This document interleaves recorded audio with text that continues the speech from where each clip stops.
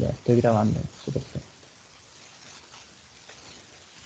Ya estamos en NetBeans. Ya tengo un proyecto generado. Ustedes tienen las preguntas, así que voy a partir con revisando de nuevo la función generar vector. Acá yo tengo dos prototipos de función. Uno que retorna un puntero a entero y que no recibe ningún argumento, y uno que no retorna nada y que recibe como argumento un entero, un puntero a enteros. Estas son dos formas de hacerlo. También podría ser, o sea, en verdad lo que quiero mostrarles es que en realidad la forma de generar, digamos, un puntero, esta forma no se justifica. En realidad es demasiado redundante y les voy a mostrar por qué. Y esto en verdad es como donde el profesor se confundió un poco. Que ya, digamos que voy a partir con esto, ¿ok? Esta supone que para yo ocuparla desde el main, yo ya tengo que haber creado mi puntero. En realidad ya tengo que haber creado mi vector de un cierto tamaño. Entonces, el tamaño elegido aleatoriamente como se pide. Y entonces voy a hacer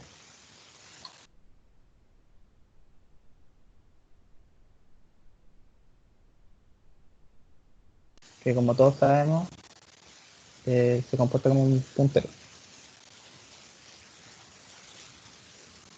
Parece que, a ver, un segundo, voy a conectarme al internet del celular para procurar que funcione mejor.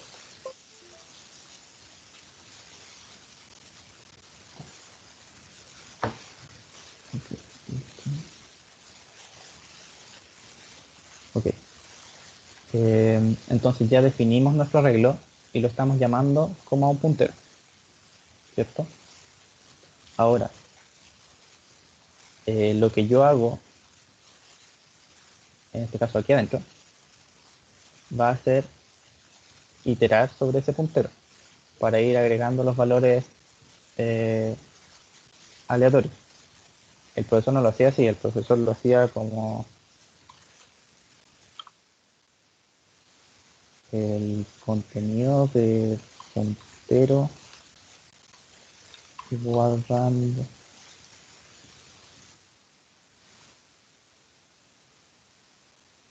y después puntero más, ¿cierto? Pero lo que no dejó bien claro es que ahí, por mucho más que yo cambie este puntero, no se cambia este puntero.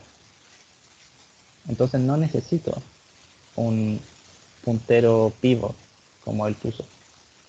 Si les muestro aquí, por ejemplo, ya, voy a definir acá mi vector, perdón, se llama vector, y lo estoy almacenando en esta casilla. Ahora mismo valen todos 0, ¿cierto?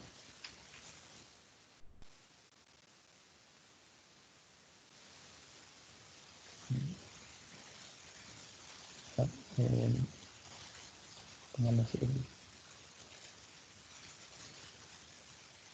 y si yo aquí, para que se entienda mejor, hubiera hecho lo que él hizo varias veces, me hago un puntero y lo hago apuntar a vector, ¿cierto?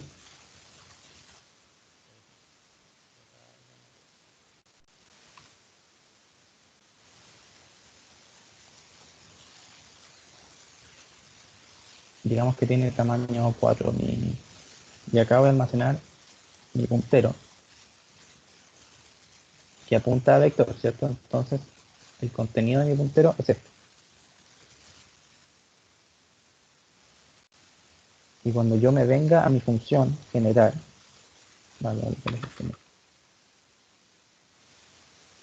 el argumento que se llama puntero va a copiar este contenido.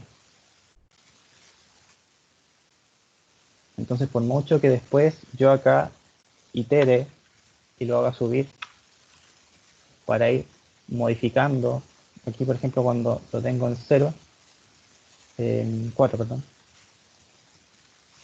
y ejecuto esta línea,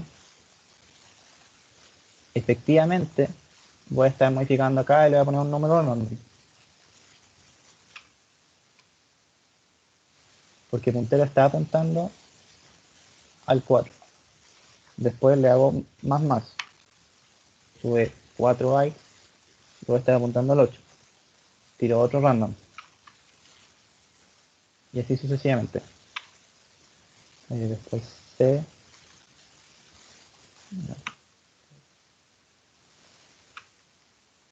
Y es que la última. Y ahí termino mi función. Todas estas variables de la función general se van a morir porque son locales ahí.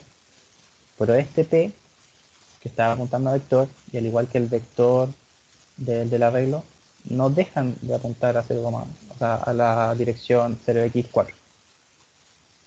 Entonces eso que hacía el profesor de restarle el valor a un pivot aquí que tenía para devolver el pivot como el 0x004, que es lo que él retornaba, ¿cierto? Da lo mismo. Uno no saca nada con retornar este porque este P se mantuvo constante. Porque este P, independientemente de que sea un puntero, yo pasé un puntero, pero lo que pasé fue una dirección por valor. La gracia de pasar por referencia a algo es pasar su dirección por valor. Al final la forma de mandar un argumento es exactamente la misma. La diferencia es que una cosa es el contenido de una variable y otra cosa es una dirección de memoria. No sé si alguien tendrá una duda sobre eso para que quede bien claro y podamos seguir con el resto.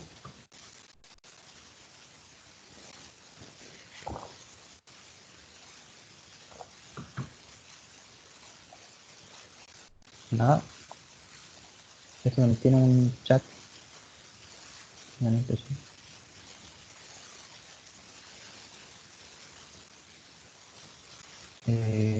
Ahí tengo. Bastián me escribió algo. ¿A qué te refieres con empezar a ver el programa desde el principio?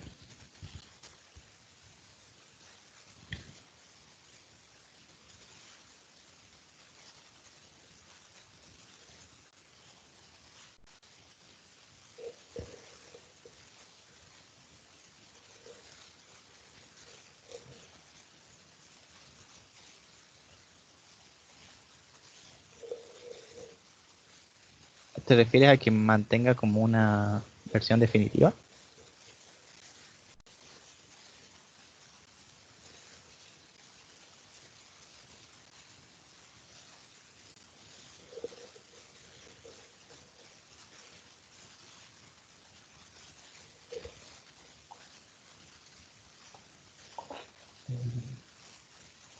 Ya voy a explicar mi versión de la función general, que es bastante más simple.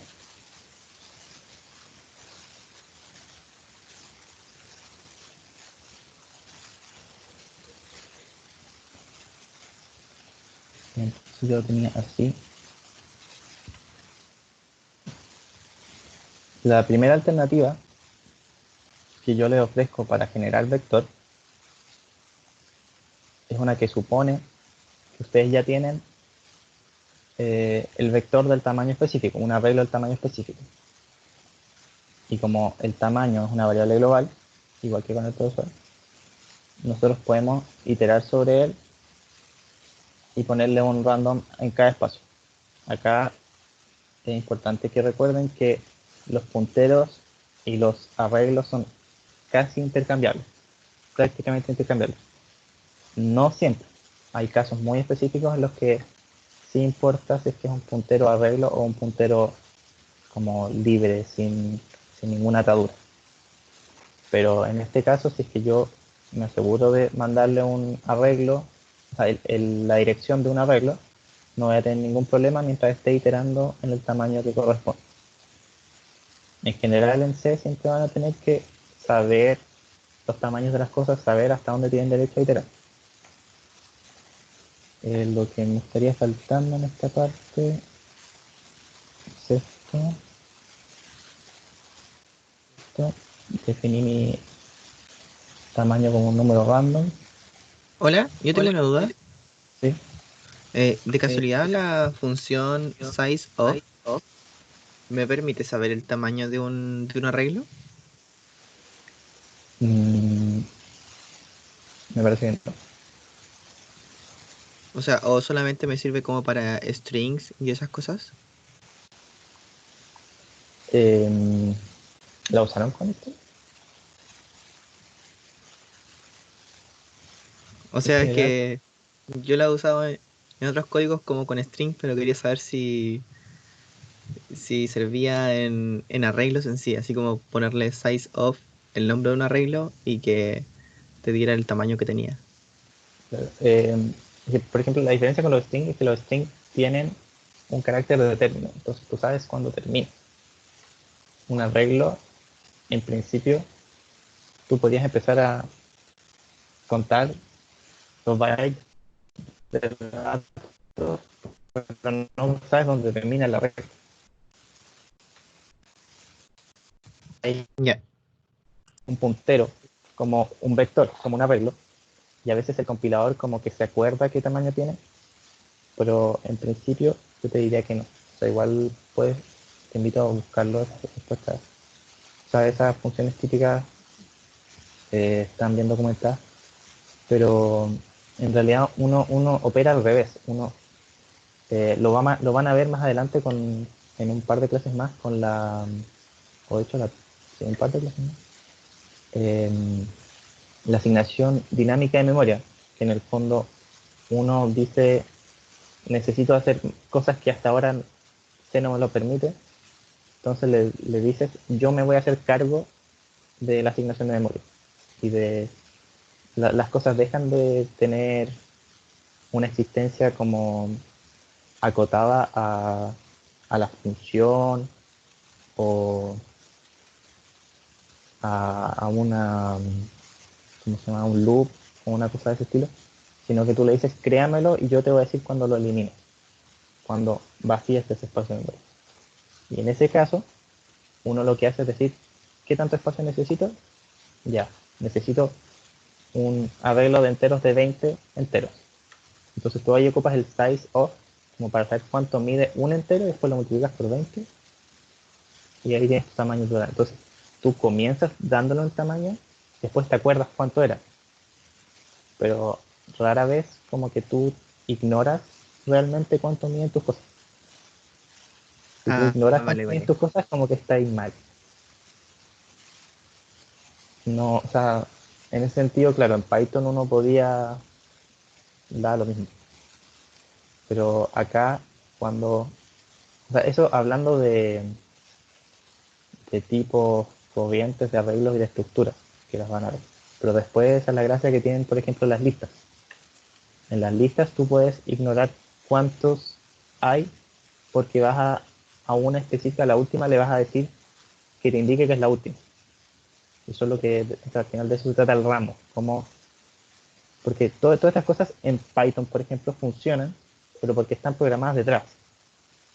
Acá nosotros queremos que existan todas esas facilidades, pero cuando nosotros específicamente las queremos, no como por defecto. Pero todo eso va a ir calzando y por eso no te puedo dar una respuesta que sí o que no, porque yo ni siquiera eh, lo intento. Ni siquiera trato de medir las cosas porque estoy acostumbrado A a saber ser consciente de cuál es el tamaño de las cosas. Ok, muchas gracias. Ya. Entonces, yo me voy a quedar con este prototipo que no entrega nada, porque justamente como les decía, por meter el vector acá y modificar a donde apunta, me va a estar modificando efectivamente este y no necesito o sea, me va a modificar el contenido, pero no me va a modificar el puntero que existe en main. Y esa es esta. O sea, lo estoy tratando como un arreglo y con un simple iterador avanzo por el arreglo, les voy poniendo un random en cada casilla. La otra alternativa es justamente lo que les hablo de asignación de memoria dinámica, que es lo que van a ver más adelante. No, no es estrictamente necesario que lo entiendan ahora, pero la gracia de esta es que yo no recibo ningún argumento y devuelvo un puntero a un arreglo. Un puntero a un arreglo que lo creo localmente en mi función. O sea, normalmente debería desaparecer. Pero como yo estoy ocupando esta, que se llama Memory Allocation, esta función, justamente aquí hago el size of entero, lo multiplico por el tamaño, para decirle cuántos bytes de memoria necesito asignar. Los reservo. Y en este caso, este puntero que va a retornar va a ser a un espacio de memoria específico que va a trascender un poco a la función. Pero el cuidado que hay que tener es que acá después, bueno, en este caso yo haría como un t igual, porque estoy retornando algo y no sin ningún argumento. Y acá, al final de mi función, cuando ya no necesito ocupar ese espacio, lo que sí voy a tener que hacer free p. Y ahí voy a hacer como la operación inversa al malloc. Se trata de como uno hacerse cargo de la asignación de memoria, pero en los dos sentidos, o sea, a asignarla y también a desasignarla, porque si no ocurre lo que se llama fuga de memoria y lo que pasa es que nuestra RAM se llena o el espacio asignado al programa se llena y ya no puede correr más.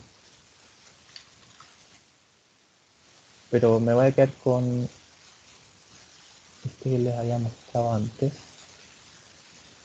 que en realidad es súper sencillo, o sea, es prácticamente si lo hubieran querido hacer aquí mismo, como si fuera un arreglo, rellenarlo con random.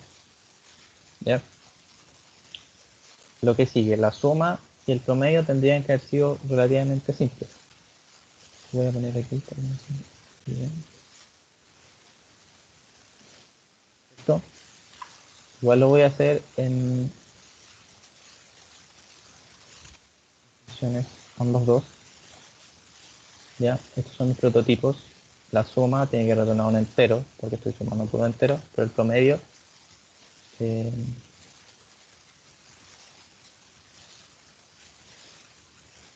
¿qué es lo que recibe el compilador como órdenes?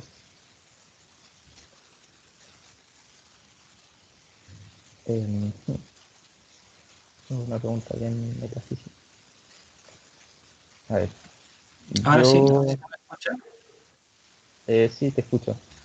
Ya, no, mi pregunta es, ¿qué está haciendo el programa en general? Porque, como te digo, en el taller quedé más perdido con el profe, el tema de los punteros lo mencionó y claro, quedó clara un poco la sintaxis, pero no cómo se trabaja con los punteros.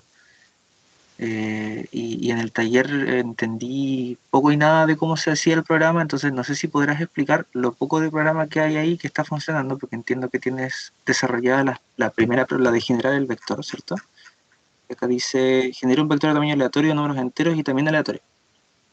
Esa parte, no sé si podrás explicar el programa que está hecho, qué es lo que hace el compilador, o sea, la secuencia de cosas.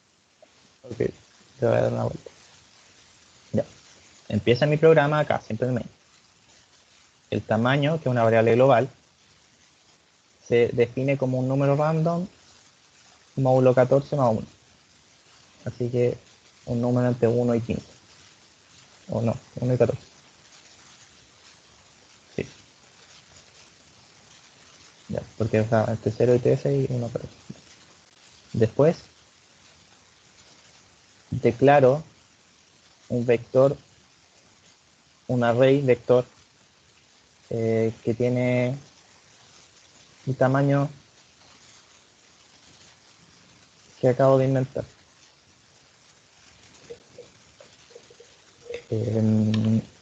Y hasta ahora está vacío.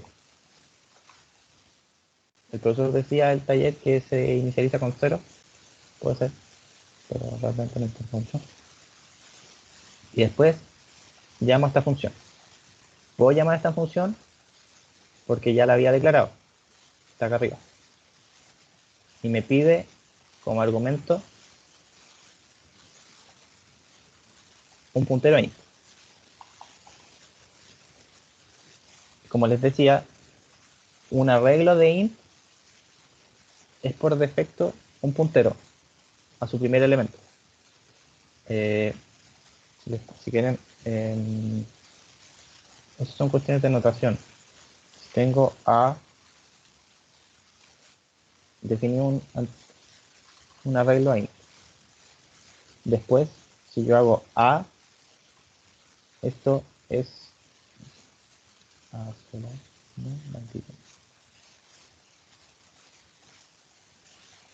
esto es equivalente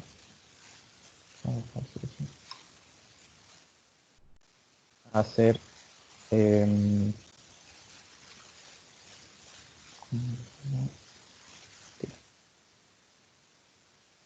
hago, por ejemplo, el contenido de a es equivalente a en 0. Si hago, por ejemplo, a en 1, es equivalente a contenido de a más 1.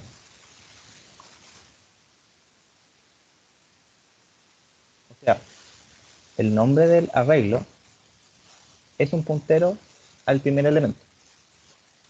Y como puntero yo puedo usarlo con los operadores que son para los punteros, que es este que me busca el contenido de. Y además le puedo ir sumando el mismo índice que acá para ir cambiando. O sea, si por ejemplo a apuntaba a 00x, cuando yo haga a más 1 va a ser 0008 y el contenido de eso 13. Ahora, cuando yo inicié la función tenía un argumento, lo llamé, bueno, en este caso sería p, ¿ya? Entonces dentro de la función, este p, que es el contenido del puntero p, va a ser esto, lo que va a llegar acá, y se va a copiar. Hacer un copy. Y eso es lo que puse acá. Inicialmente este era 004, ¿cierto? Y después yo ocupo esta dirección aquí dentro del dominio de la función. Las direcciones son universales, así que si yo hago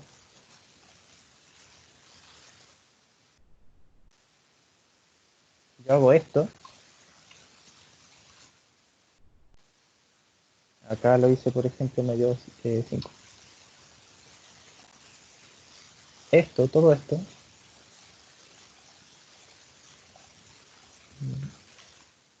voy a poner paréntesis,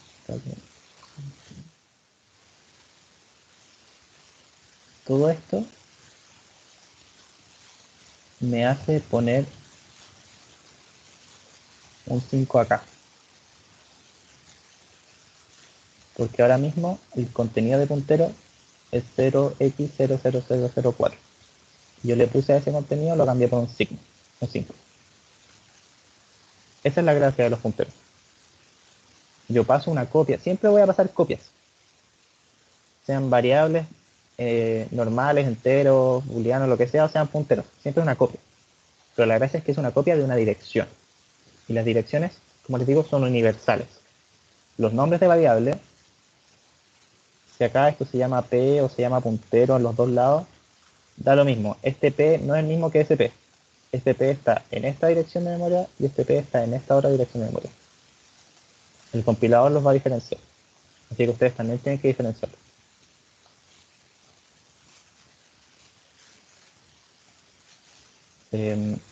Pero las direcciones son universales. Las direcciones tienen... ¿Qué rayos? Las direcciones van a ser las mismas en cualquier parte de su código, en cualquier función, si es en main, si es en otro archivo source, lo que sea. Me hicieron otra pregunta. El compilador hace entero en 4 bytes.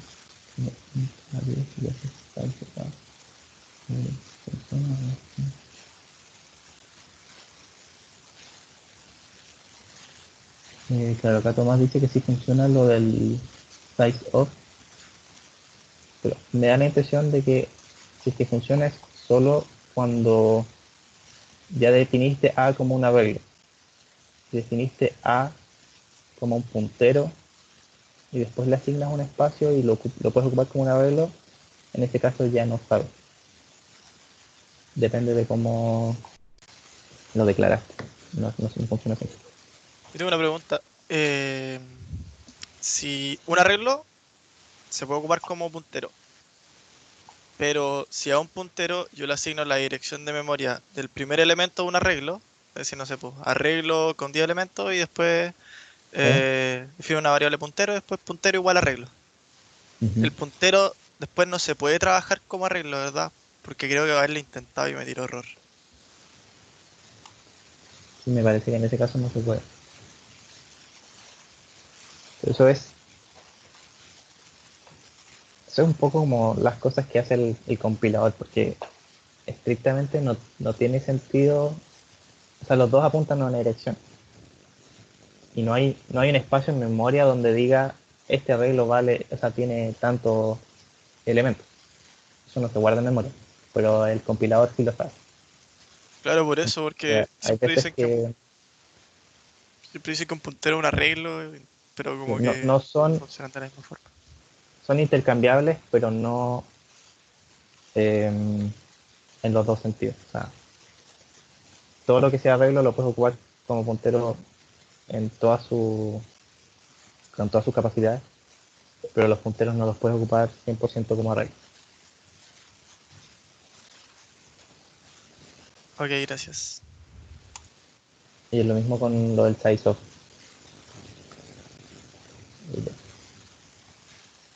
Ahora, la suma y el promedio. Eso debería ser lo más trivial que existe. Acá tengo mi código.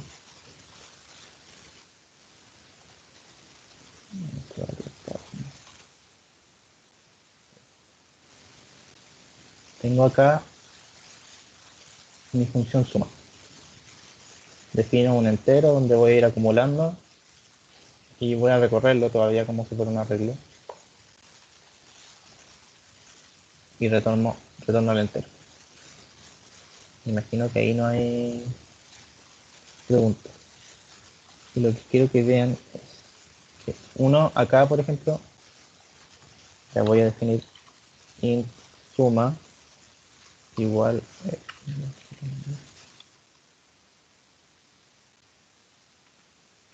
ahí llamé a mi función suma con el mismo vector. Y acá yo fácilmente puedo definir un float y promedio y hacer sum dividido tamaño, ¿cierto?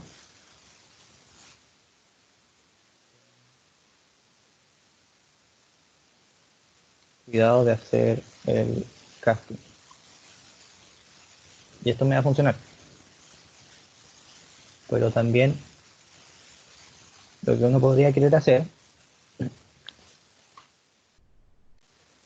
acá no se justifica mucho porque sacar un promedio no es complicado. Pero lo que quiero que vean es que igual, en la medida que sus funciones son más modulares y, digamos, funcionalmente independientes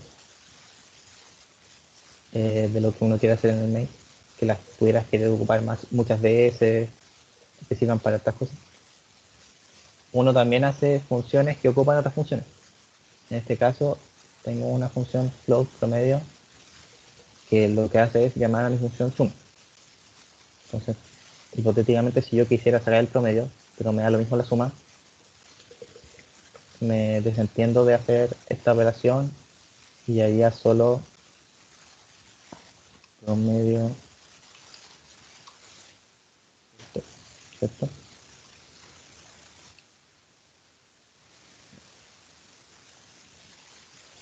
Ahí les voy a poner unos print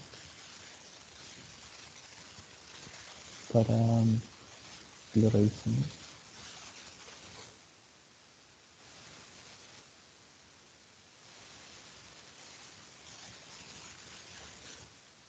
Este,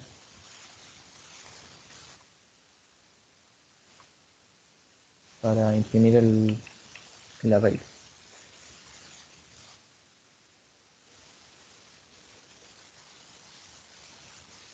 Ya podemos construir entonces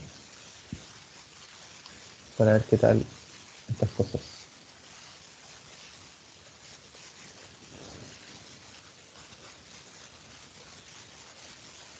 A ver, es un error. Sí. Ah, cambiar el nombre.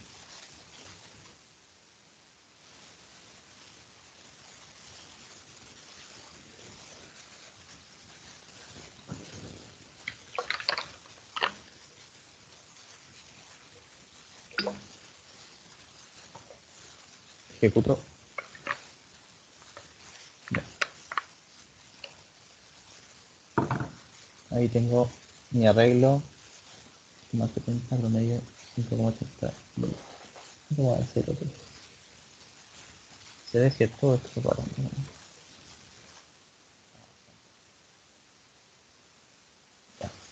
Suma y promedio debería ser simple.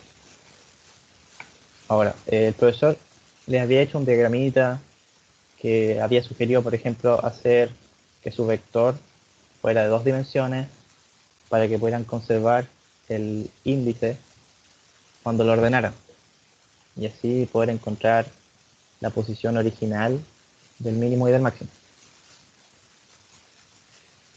Yo voy a hacer otra cosa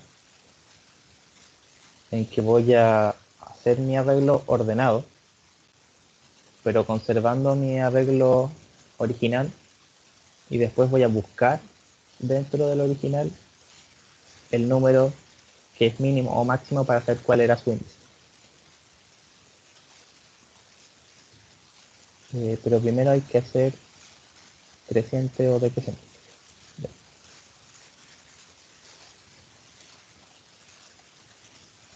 Acá también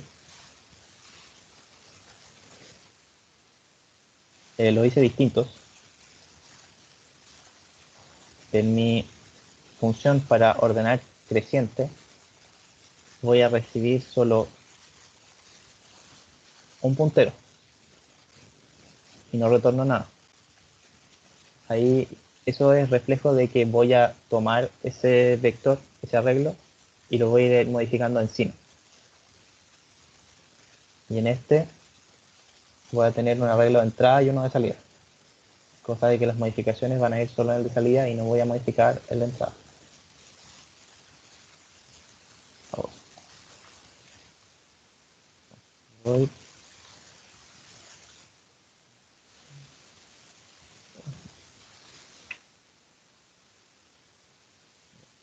El algoritmo para orden creciente es el que le sugirió el profesor, que se llama bubble sort o ordenamiento de burbuja. Y ese funciona con, de hecho los voy a mostrar para que lo vean, que no lo buscaron.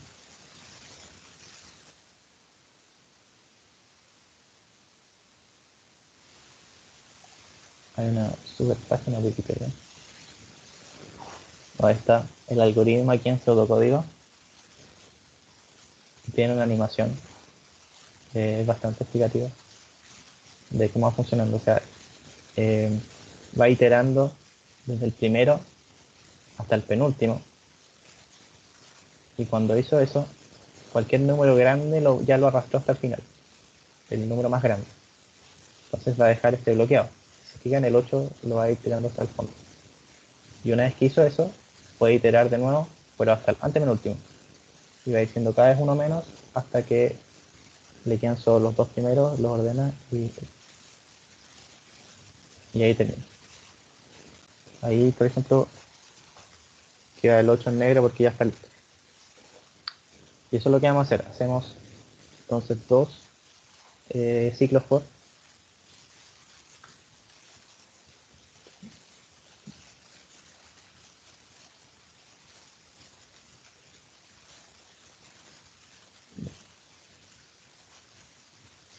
Vamos a necesitar un entero temporal que lo vamos a ocupar para ir haciendo los swapping de los valores. Y el primer for, entonces, y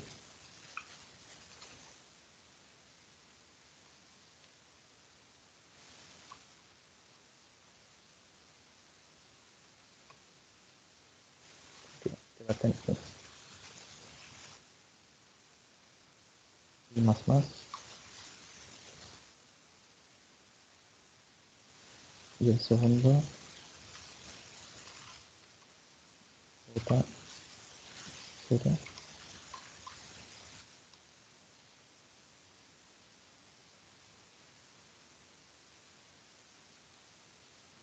y este va hasta tamaño menos y, entonces va a ir cada vez menos lejos. J más. Entonces, si me encuentro con el elemento donde estoy es más grande que el siguiente,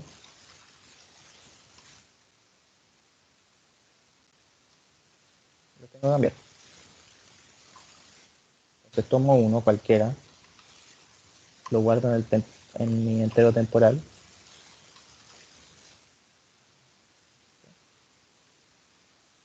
luego en la misma posición reemplazo con el otro,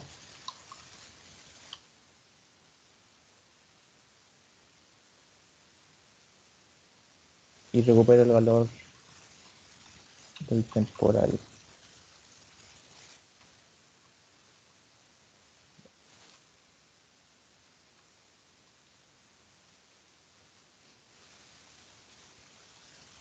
Ya, vamos a probar el tiro esta.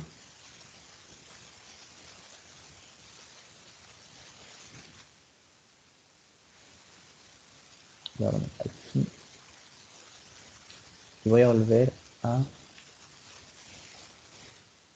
imprimir los valores del vector para que vean.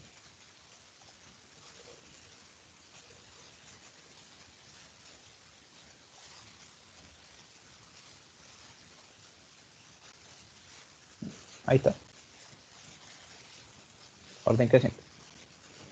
Pero como les decía, esta acepta un solo arreglo y lo edita. Al final lo perdí. Y sin ese arreglo que tenía, ya no sé, por ejemplo, tengo el mínimo, el 0.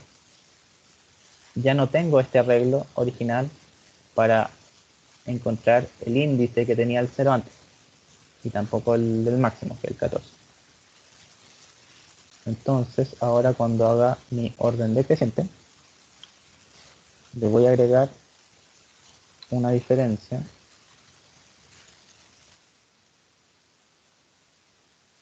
para poder conservar mi vector. Entonces le había puesto en cada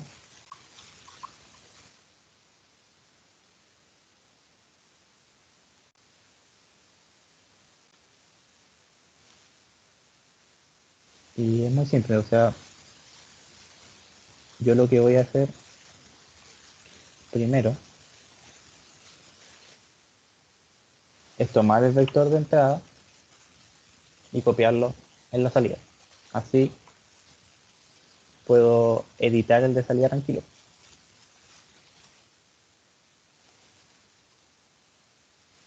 Y acá la única diferencia vendría siendo que esta condición se cambia para inferior o igual a inferior.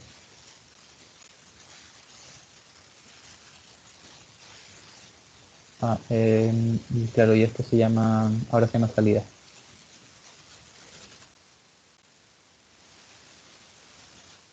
Ahí.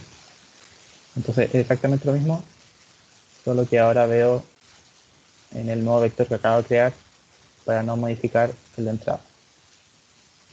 Así, en el main tengo que llamarlo distinto.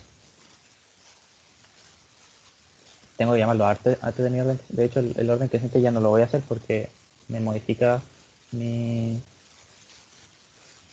valor. O sea, ya vimos que sabemos hacerlo. Pero ahora, para lo que sigue, me voy a quedar con el orden decreciente que no me modifica. Voy a ponerle ordenado.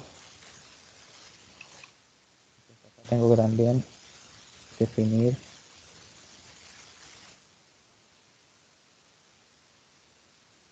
otro arreglo del mismo tamaño para la salida. Y acá, por ejemplo, busca mostrar el ordenado.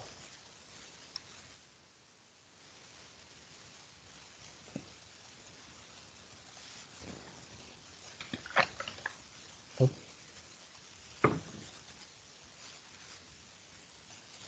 Listo.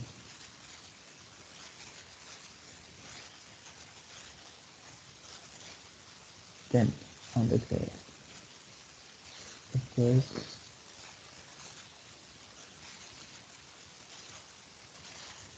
acá.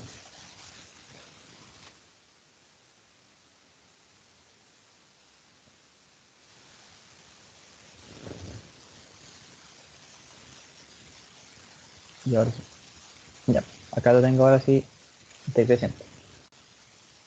Pero, si en este caso, no modifiqué el arreglo inicial vector.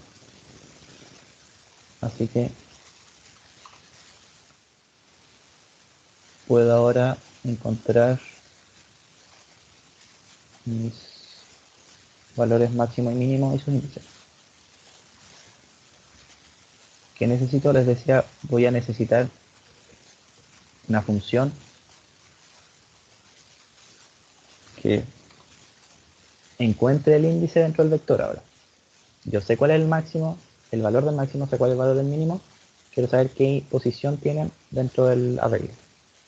Entonces voy a hacer una función getIndice. Los índices son siempre enteros, así que retornado un entero. Y necesita esto un número, que es el que estoy buscando, y el puntero al arreglo donde estoy buscando.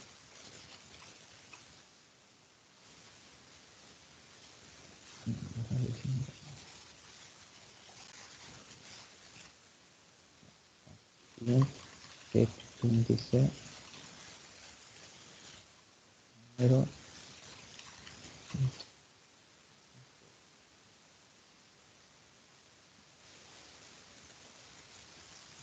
En este caso también les voy a mostrar el algoritmo de búsqueda más simple, que es atravesar todo el arreglo hasta encontrar mi número. Más adelante van a ver técnicas en cómo las estructuras de datos les permiten justamente hacer algoritmos de búsqueda más eficientes.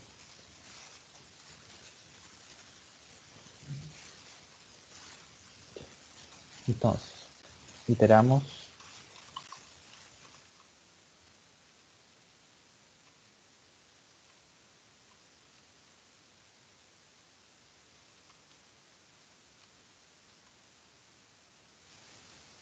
y si el contenido del elemento al que apunto es igual al número que busco, retorno i. En caso contrario, si es que recorro todo el arreglo y no encuentro el número, voy a retornar -1, como para saber que es un error. Entonces,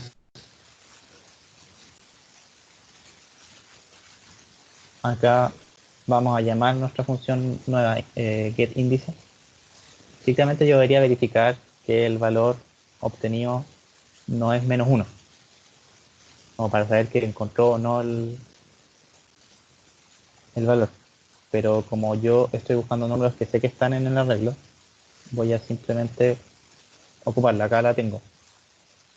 GetIndice decreciente en la posición 0, este es el máximo.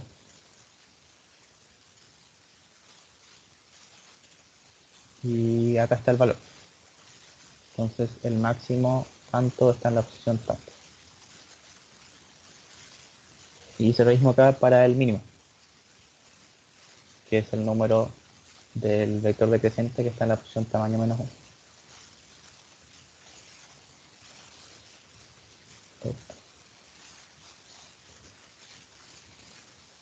Ah, claro, ya no se llama así.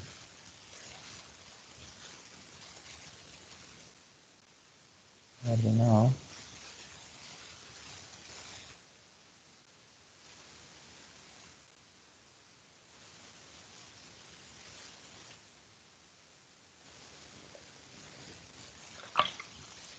Bien.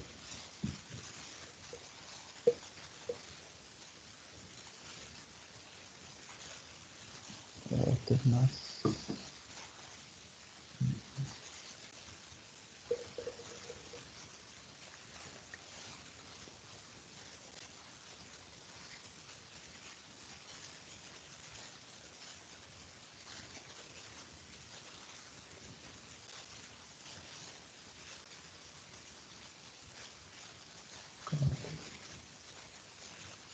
No, ahí está. Bien. Tenía mal escrito.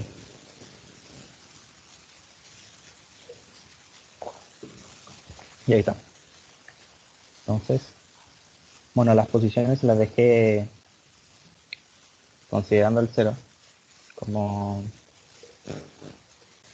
informáticos. O buenos informáticos.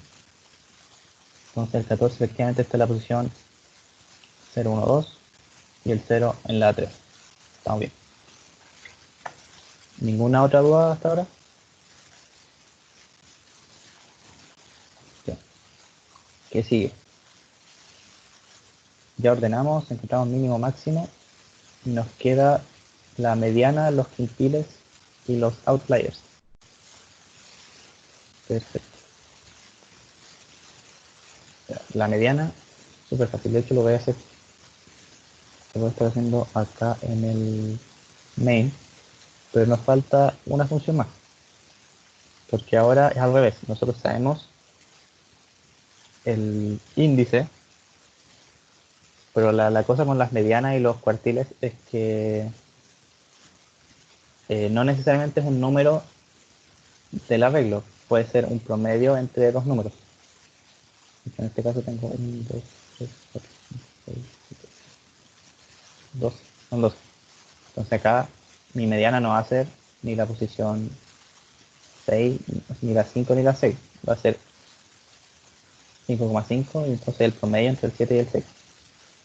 Entonces voy a necesitar otra función más, una otra función que lo que haga es agarrar el número, si es que es un... Mentira, es en el ordenado, ¿cierto? Bueno, va a agarrar el número si es que es, si es que está entero, y si es que le toca un índice, entre comillas, fraccionario o decimal, va a tener que hacer la ponderación específica. Entonces voy a definir otra función de getNúmero.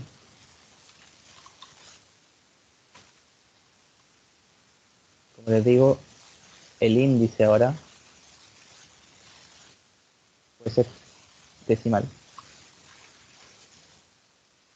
Ya necesito el puntero al arreglo. Y como el índice puede ser decimal y puedo sacar un promedio entre los números o otra proporción, también va a retornar flotante.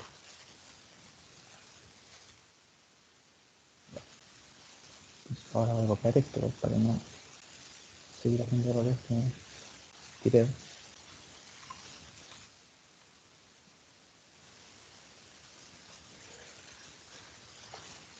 Entonces, voy a tomar por primero un entero para guardar la posición, la parte entera de la posición del índice que trae.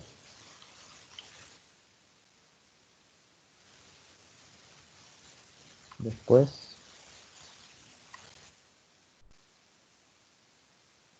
por defecto voy a tomar al tiro el número con la posición de la parte, con el índice que corresponde a esa parte entera de mi regla. Y después voy a ver si es que la parte decimal restante existe, si es que hay una parte decimal, si es que la parte decimal en el fondo es superior a 0. Entonces voy a definir D de diferencia como índice menos casting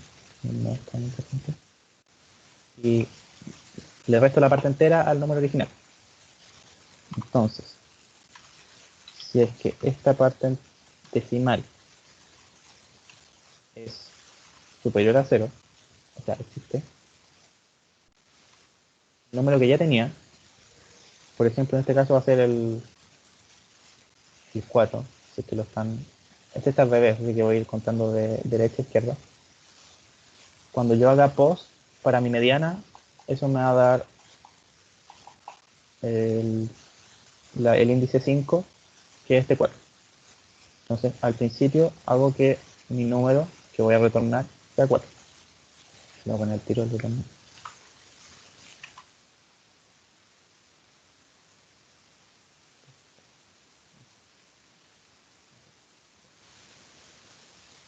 Antes del if, yo estoy retornando el 4. Pero en este caso, les decía, el índice, entre comillas, de la mediana es 5,5. Así que acá entre medio, entre el 4 y el 6. Entonces, me va a dar aquí el D igual 0,5. Y la regla es que yo al número que ya tengo, que en este caso es 4, le tengo que sumar la diferencia entre estos dos, o sea, el entero en 2 más 1 menos el número que ya tengo, lo hago flotante, ¿sí? Y eso ponderado por la parte decimal que me quedaba. En este caso 0,5. Así que sería 6 menos 4, 2 por 0,5, 1. Que voy a quedar con mediana 5. Esta misma función me va a servir para los cuartiles porque es la misma regla. Siempre la misma regla. Lo que nos queda ahora sí es hacer el cálculo de este índice extraño de la mediana y los cuartiles.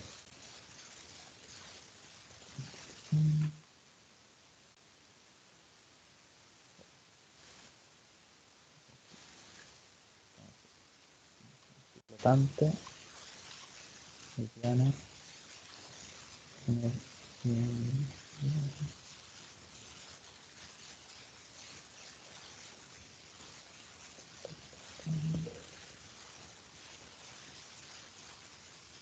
una posición sería igual al tamaño menos 1 dividido 2. Estrictamente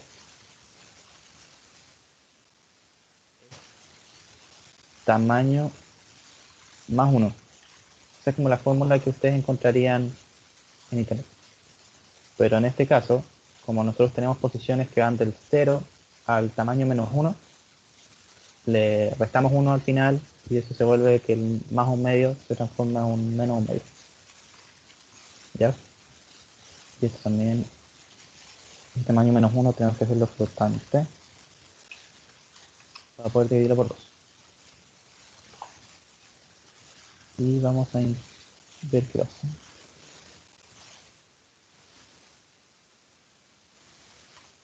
Les pongo también a propósito los llamados a las funciones aquí dentro del printf, por muy desagradable que pueda ser, para que se vayan dando cuenta que las cosas tienen, igual como veíamos con los operadores en la ayudantía pasada, tienen una precedencia que se llama una prioridad, y al final esto se va a ejecutar primero y lo que retorna va a quedar en este espacio, en este argumento del printf. Entonces el int o el float, en este caso que está, el float que sale de acá, el que se va a ir a poner acá en esta F.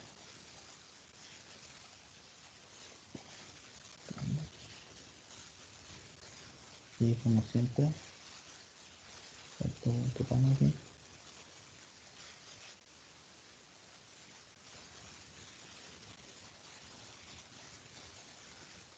No sé si estarán pensando que tengo un error y de alguna forma sé mágicamente con años de experiencia de dónde sacarlo. En verdad es cosa siempre mirar acá.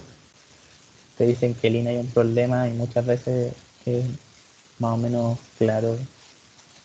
No siempre, a veces son medio complicados, pero en realidad hay 4 o 5 errores que uno comete todo el rato y es cosa de ir a mirar ahí y uno se da cuenta al tiro. Lo van a ir cachando. Y tenemos un problema. Ah, sí. Eso está malo porque ocupé, ocupé el vector original. Claro. Llamé a mi get número del vector original que no está ordenado. Porque yo necesito que esté creciente. Así que voy a ir a recuperar esta ordenal creciente que lo había comentado, ¿se acuerdan? Porque me modifica el vector. Pero ahora ya hice todo lo que necesitaba hacer de sacar el mínimo y el máximo. Así que ya no me molesta que me lo modifique y voy a dejar que lo haga.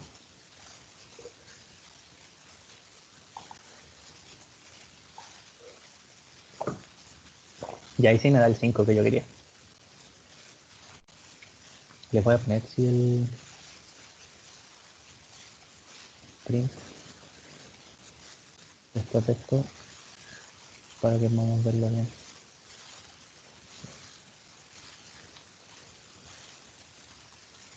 Ya, sí, ahí está orden creciente y sobre este arreglo es el que busco el punto medio para la mediana.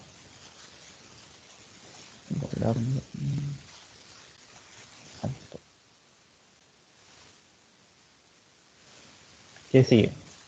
Cuartiles. Los cuartiles son muy parecidos. Les decía, nuestra función aquí, getNúmero, nos va a hacer la pega. Lo único que está faltando es encontrar las posiciones, o sea, identificar las posiciones, que también son función del tamaño. Yo imagino que ya lo saben, los cuartiles son el que deja, el primer cuartil el que deja 25% de los datos a la izquierda y el tercer cuartil el que deja 75%. Entonces voy a hacer float cuartil 1.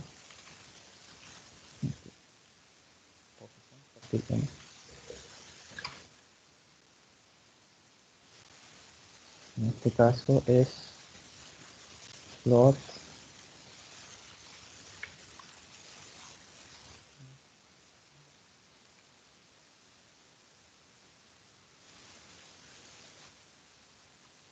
tamaño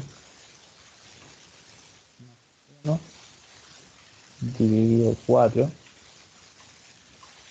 todo eso menos 1, por la misma lógica de que de que las posiciones parten del 0. Esto ahí lo pueden, si quieren hacer las operaciones, y les va a quedar tamaño menos 3 dividido 4, sin el menos 1. Pero el tercer cuartil es un poco más complicado, así que no lo voy a hacer. Porque así quedan parejitos. Este va a ser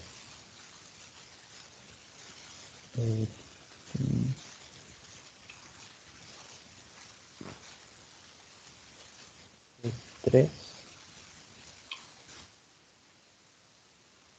por exactamente lo mismo. También al final el menos 1. Y después hacemos lo mismo.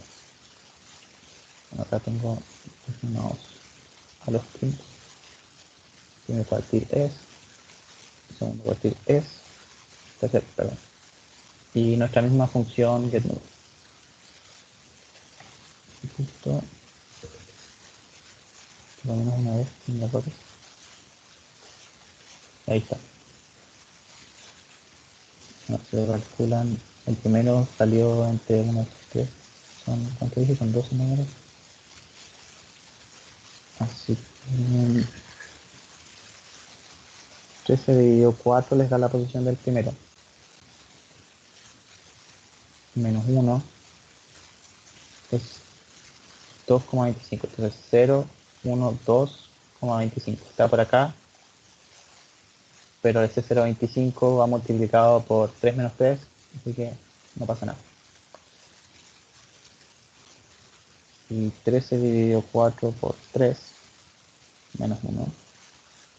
8,75. 0, 1, 2, 3, 4, 5, 6, 7, 8,75. Está acá. La diferencia entre 11 y 7 son 4. 0,75. Acá.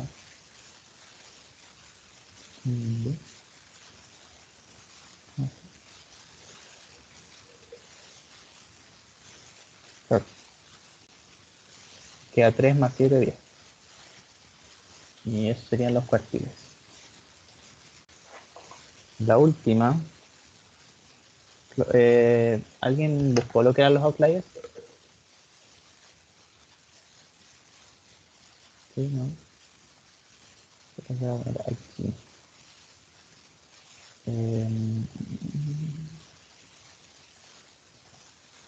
¿Cómo puedo bajar?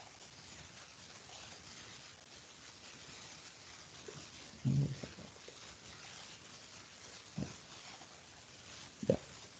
Una vez que ustedes tienen los cuartiles, definen un delta Q, que sería Q3 menos Q1.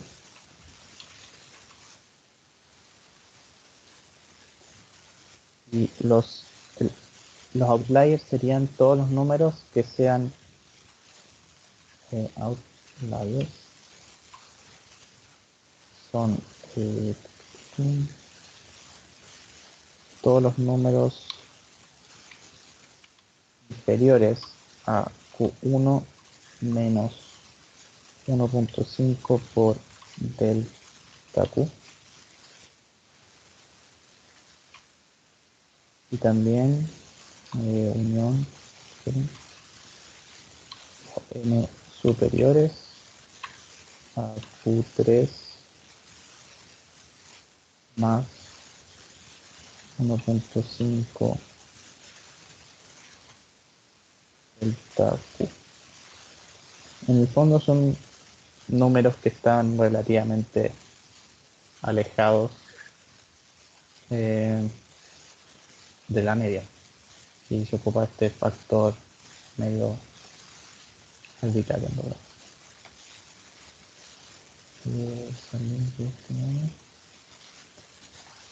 Esta parte no la he hecho, no la tengo preparada, pero la vamos a hacer ahora. Lo que sí, bueno, se habrán dado cuenta de que fácilmente podemos definir estos números, delta Q, la diferencia entre Q1 y 1,5 delta Q y Q3 1,5 delta Q. Entonces fácilmente podemos iterar todo el arreglo y ir identificando los outliers. Lo que sí es complicado es justamente retornarlos, porque yo a priori no sé cuántos son y no voy a saber hasta que esté encontrando. Entonces yo tengo tres alternativas. Puedo crear, por ejemplo, digamos que me va a hacer mi función.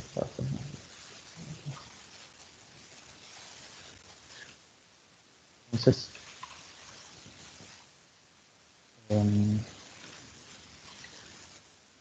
outliers.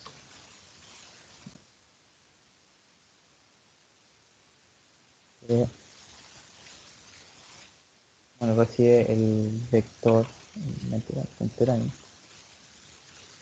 que es mi regla. Necesita un float 1 y un float 2, ¿cierto? Y yo podría eventualmente poner un cuarto argumento que fuera otro arreglo, como digamos salida, y yo acá llamaría a mi función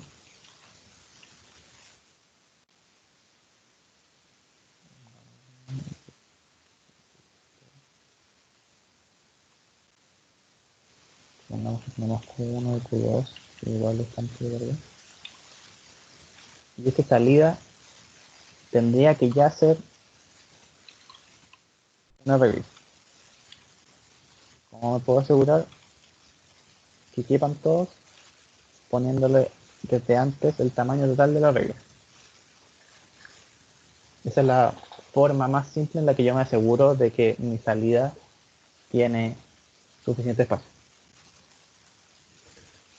Y la otra forma es justamente querer retornar, que sería un poco más óptimo, sería querer retornar una estructura o un tipo de algo que tuviera un tamaño acorde a la cantidad que encontré.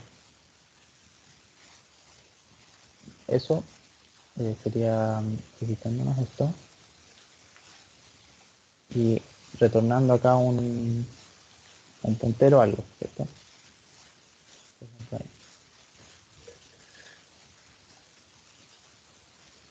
Pero eso nos trae otras complicaciones. Va a ser más simple como para el main, porque ya se desentiende de producir un vector apto. Pero esto, por ejemplo, nos estaría obligando acá a ocupar la función que les decía malloc. Yo, por ejemplo, podría hacer un malloc de size of int una vez.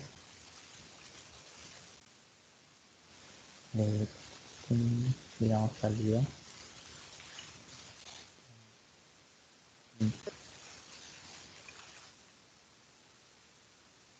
Digamos que hago eso.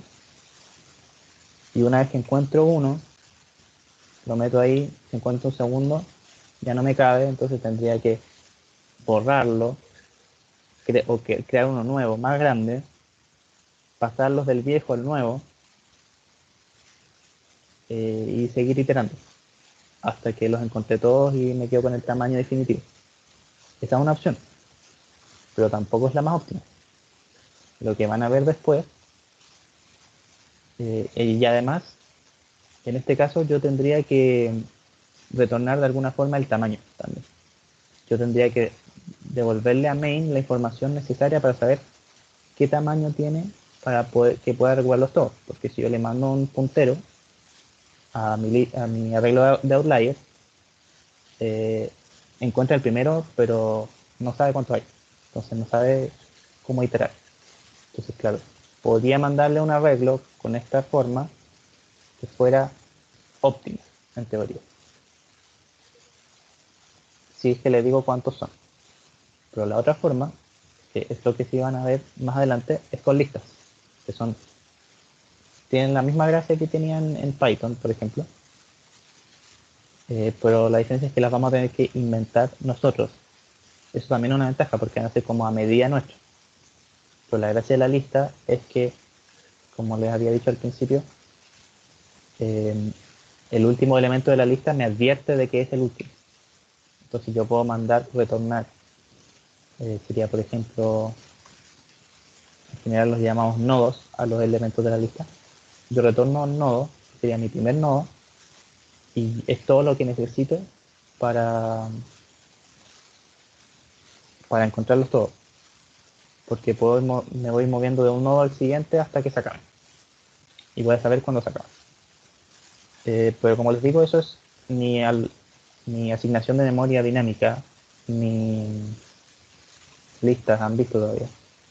Así que en este caso yo me voy a limitar solamente a imprimir los valores, que es como realmente lo más simple que se puede hacer sin calentarse la cabeza con cómo guardarlo. Uno, este, y dos, aquí tres,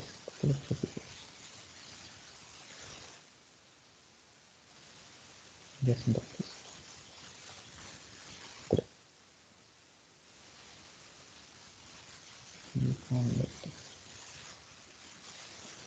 Yes. Me parece que no la he declarado a mi función, ¿verdad?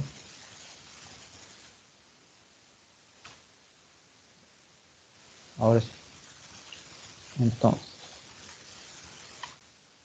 vamos a necesitar primero calcular este delta Q que les decía. Delta sería igual a Q3 menos Q1. Después pongámosle J inferior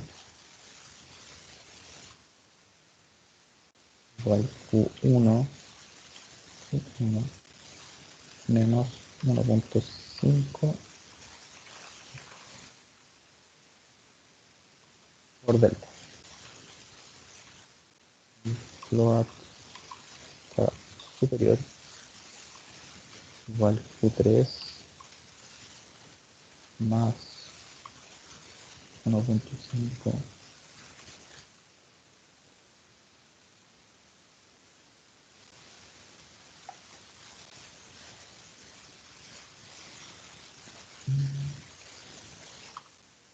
vamos a iterar de nuevo, hacer el arreglo.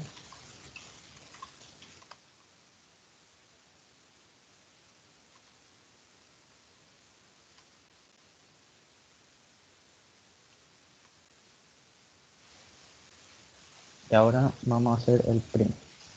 Pero tenemos que preguntar, hacer la condición primero de si que son más grandes o más chicos. Yo no me voy a estresar por ver cuáles son del extremo inferior y cuáles son del extremo superior. Los voy a comparar todos. Yo sé que si son de una no pueden ser del otro, así que van a ser solo una vez. Así que if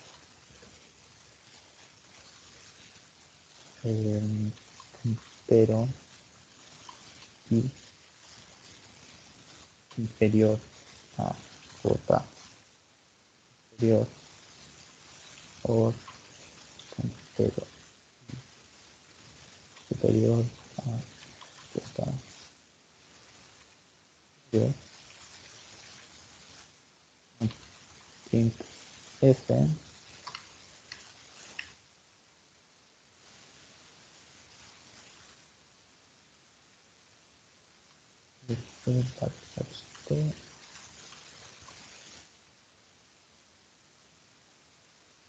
imprimimos el elemento.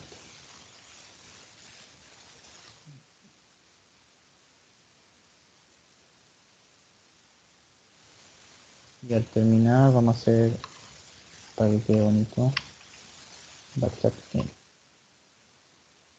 Retornamos.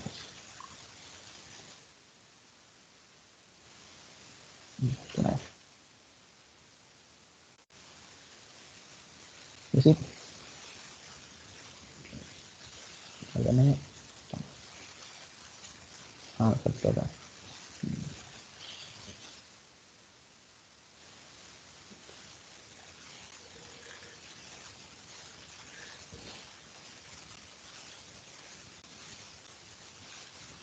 Y parece que no salió ninguno. Le voy a poner números más grandes a ver si sale alguno. Y acá 10 menos 3, 7 por 1,5.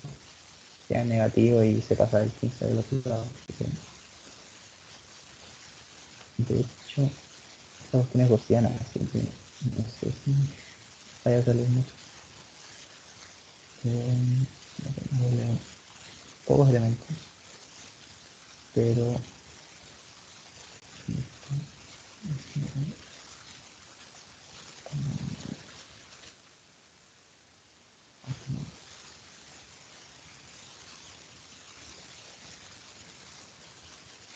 tanto.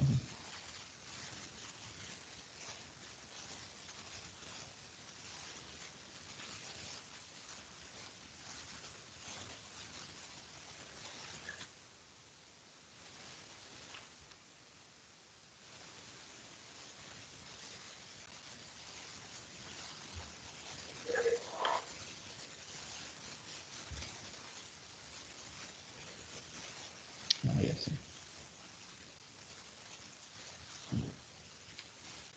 No tiene mucho caso. Ya, bueno, lo que podemos hacer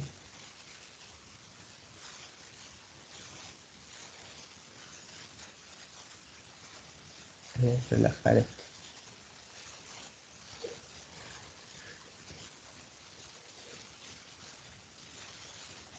Pongámosle 1.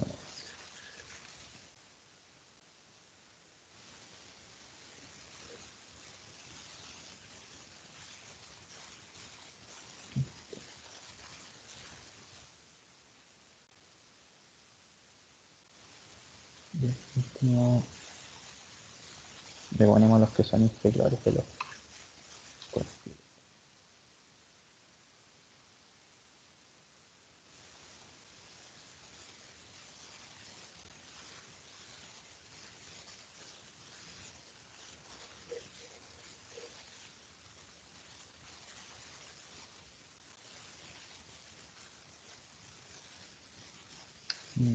Hay un problema entonces.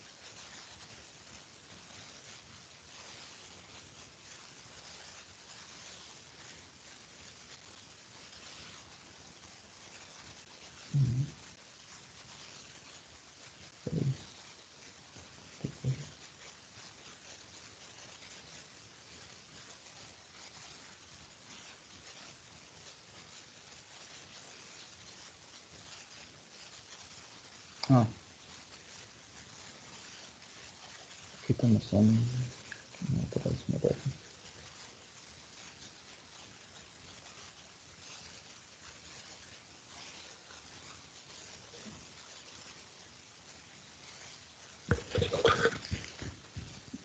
Bueno, acá tendría que haberme salido el 0 y el 62. Son bien dos números. Pero, ¿qué estará pasando aquí?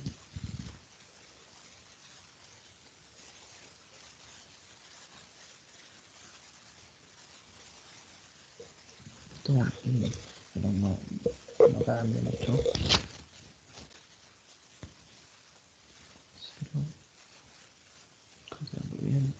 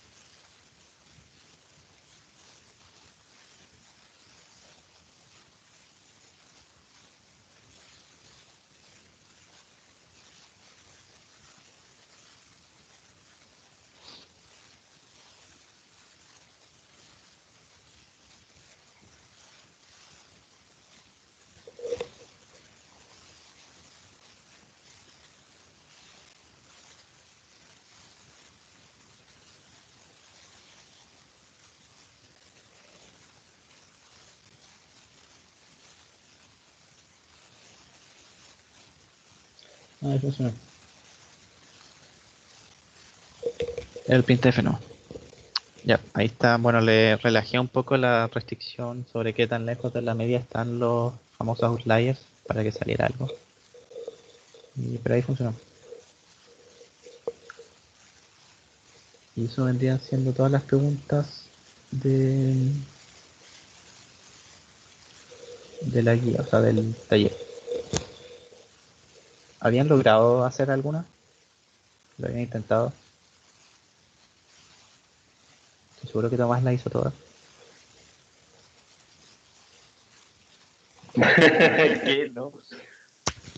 Hice un par, pero no. Muy triviales para mí. No, de hecho no caché nada. O sea, los outliers me compliqué y decidí esperar a John Tier. Hola. Ah, o sea, no tenías internet. Mucho inglés ahí. Me tenía. Ahí había hecho ordenar solamente. Ordenar es una de las más relevantes.